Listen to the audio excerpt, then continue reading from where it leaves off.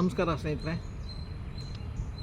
ನಾನು ಕಳೆದ ಸಾರಿ ನನ್ನ ಹಳ್ಳಿಯ ಪರಿಚಯವನ್ನು ನಿಮಗೆ ಚಿಕ್ಕದಾಗಿ ಮಾಡಿಕೊಟ್ಟಿದ್ದೆ. ನನ್ನ ಹಳ್ಳಿ ನಮ್ಮಗಲಯ್ಯನಪಾಳ್ಯ,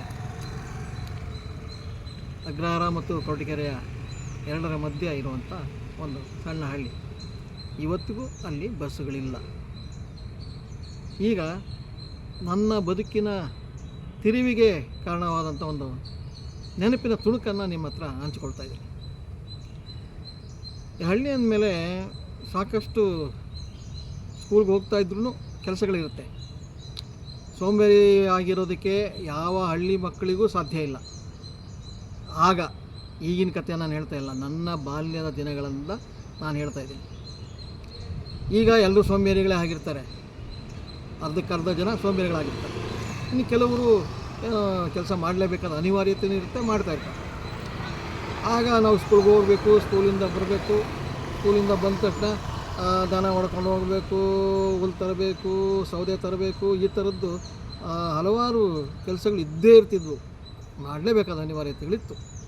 ನಾವು ಮಾಡ್ತಾಯಿದ್ದೀವಿ ಸಹ, ಯಾವತ್ತೂ ಸೋಂಬೇರಿತನ ನಾವು ಮಾಡಿದವರೇ ಅಲ್ಲ. ಒಂದು ದಿನ ನಾನು ನಮ್ಮಣ್ಣ ಇಬ್ಬರು ನಮ್ಮ ಹಿತ್ತಲಿಗೆ ಹೋಗಿದ್ವಿ.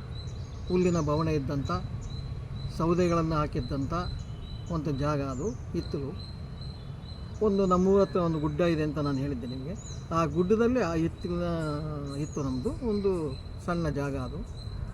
ಅಲ್ಲಿಗೆ ಹೋಗಿ ನಾವು ದನಗಳಿಗೆ ಹುಲ್ಲು ತರಬೇಕಾಗಿತ್ತು.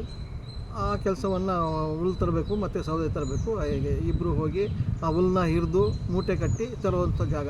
ಹುಲ್ಲನ್ನ ನಾವು ಬಣವೆಯಿಂದ ಹಿರಿತಾ ಇರಬೇಕಾದ್ರೆ ನಮ್ಮ ಅಪ್ಪ